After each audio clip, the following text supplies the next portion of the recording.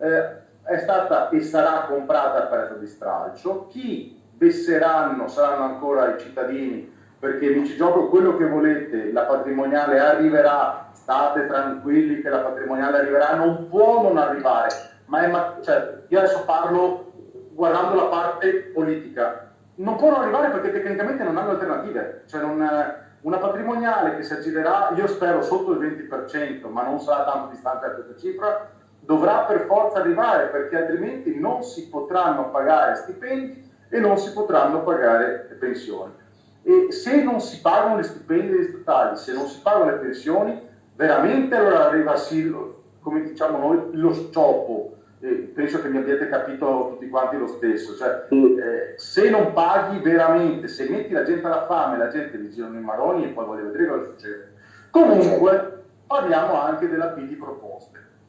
Ora, sentivo parlare prima, vi chiedo scusa, non mi ricordo i nomi, io ho una difficoltà mnemonica proprio con i nomi, ma chi mi seguiva in alto sulla destra, quello con tanti capelli, mettiamola così. Allora, oggettivamente ci sono delle proposte da fare, e le proposte sono innanzitutto la democrazia diretta, però vorrei ricordare una cosa, essere un politico non vuol dire essere necessariamente una merda. Fare politica la stiamo facendo anche noi in questo momento, cioè che sia chiaro, noi stiamo facendo politica, il problema sono bravo, il problema sono la gestione bravissimo, il problema è la gestione partitica della politica, perché diventa una questione non più meritocratica, ma diventa una questione di paraculaggine, eccetera, eccetera.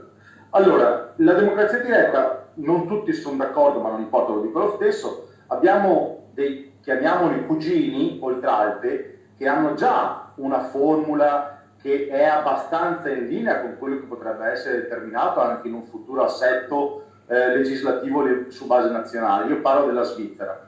Siamo di fronte a 4 cantoni, sono 4 situazioni completamente diverse, in fin dei conti anche l'Italia è diversa, cioè io non posso pensare che voi immaginiate che le problematiche di un alto atesino possono essere uguali alle problematiche di un siciliano, sono oggettivamente diverse, è un dato di fatto reale, cioè, ma la stessa cosa vale dal siciliano al sardo piuttosto che dal piemontese al marchigiano.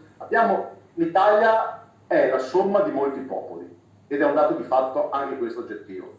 Vi ricordo che qualcuno ha detto abbiamo fatto l'Italia, adesso bisogna fare gli italiani, per me non ci sono ancora riusciti. Però diciamo che in linea di massima comunque oggi siamo una nazione, abbiamo una stessa lingua, con delle cadenze diverse, ma ce l'abbiamo.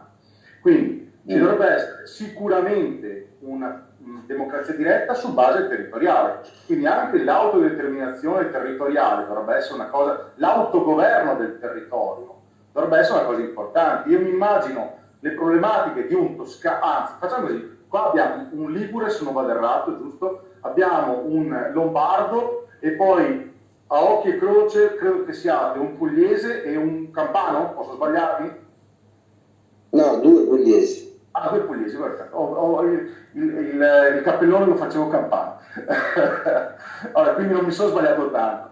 Allora, oggettivamente, tra queste 5 regioni che sono rappresentate, abbiamo delle cose completamente diverse da sviluppare. Io mi immagino, faccio un esempio, sul turismo, no? Ora, quando vi ricordate quando Berlusconi diceva faccio 1 milione di posti di lavoro? Aveva incantato la maggioranza degli italiani, perché raccontare valle è facile. Infatti in Italia siamo facili, da fascisti siamo diventati partigiani, da berlusconiani siamo diventati renziani, quindi siamo fantastici da questo punto di vista. Comunque, mettiamola così, io la guardo dal punto di vista turistico ed è emblematico per tutti gli altri settori. Penso, che ne so, la Sicilia. La Sicilia è alla stessa latitudine delle Isole Baleari. Le Isole Baleari fanno turismo per 8 mesi all'anno. La Sicilia, ve lo dico perché lo so, fa turismo fatto bene per circa meno di 2 mesi.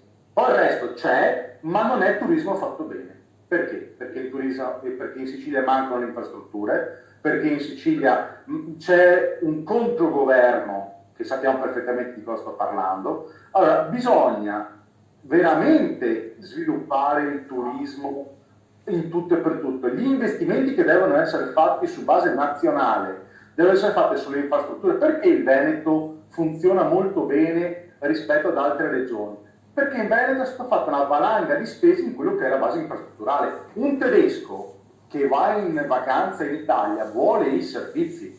Cioè, io sono molto vicino alla Germania per tanti motivi e i servizi ce li hanno.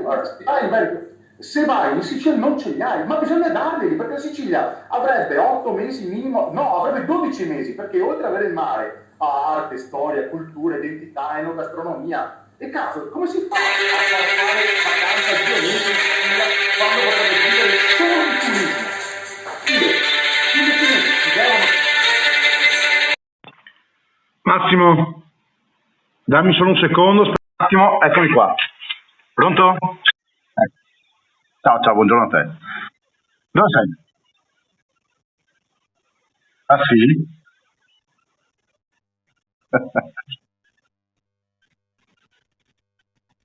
Sono un rompiballe fondamentalmente.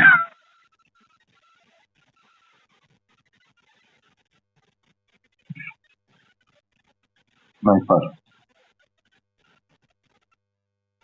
Ah, guarda, io sono già in ufficio, per cui non è un problema. Quando vuoi arrivo.